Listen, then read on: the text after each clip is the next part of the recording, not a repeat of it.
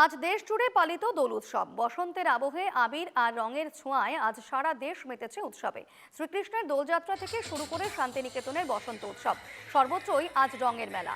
ব্যতিক্রম নয় অসমের ধুবড়ী জেলাও। দোল উৎসবকে কেন্দ্র করে ধুবড়ীতে উৎসব মুখর পরিবেশ।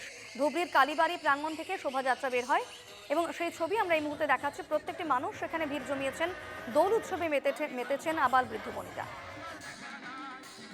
সরাসরি রয়েছেন প্রতিনিধি রাজীব শর্মা। রাজীব, ঠিক কি ছবি এই মুহূর্তে, কি পরিস্থিতি, কি পরিবেশ সেখানে?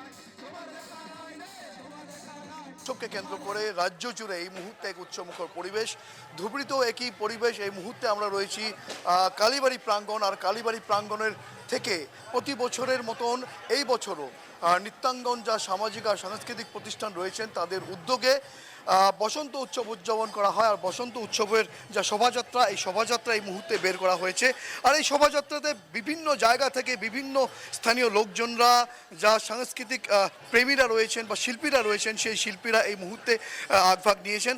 আর এই যে শোভাযাত্রা, এই শোভাযাত্রাতে বিভিন্ন জ্যেষ্ঠজন, তার সঙ্গে বিভিন্ন জাতি জনজাতিকে কেন্দ্র করে বা বিভিন্ন জাতির লোকজনরা এই যা শোভাযাত্রা, এই শোভাযাত্রাতে অংশগ্রহণ করেন প্রতি বছর। এক উখলমাখল পরিবেশের মধ্যে এই ফকুয়া বা বসন্ত উৎসব উদযাপন করা হয়। সেই দৃশ্য আমি দেখানোর চেষ্টা করব। এই মুহূর্তে প্রত্যেকটি দল থেকে, সাংস্কৃতিক গোষ্ঠী থেকে এই মুহূর্তে লোকজনরা রয়েছেন বা এসেছেন।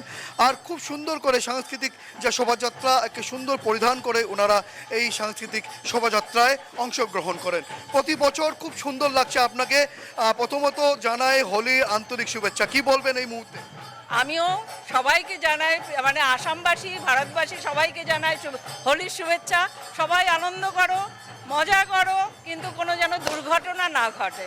শান্তিপ্রিয়ভাবে হোলি উদযাপন করা হোক, খুব সুন্দর মেসেজ দিয়েছেন। আর এই যা শোভাযাত্রা রয়েছেন, এই শোভাযাত্রার সঙ্গেই দেখো শ্রীকৃষ্ণের মূর্তিকে কাঁধে করে নিয়ে এই মুহূর্তে খুব সুন্দরভাবে এক আগিয়ে যাচ্ছেন। যে রঙের উৎসব, তার মধ্যে আধ্যাত্মিক পরিবেশের মাঝখানে বিভিন্ন জাতি জনজাতি, বিভিন্ন সমাজ থেকে লোকজনরা রয়েছেন।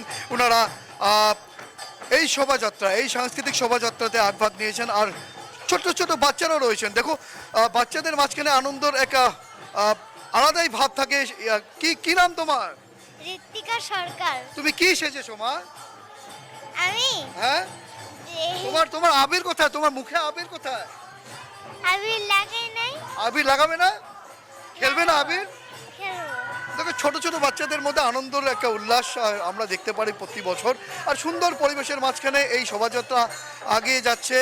নাম কীর্তন, বিভিন্ন জাতি জনজাতির যা কীর্তন হচ্ছেন, তার মধ্যেই ফাকুয়ার যা উৎসব, ফাকুয়ার যা আনন্দ, সেই আনন্দতে এই মুহূর্তে ধুবড়ীতে কিন্তু রঙিন হয়েছেন চৌদিশ।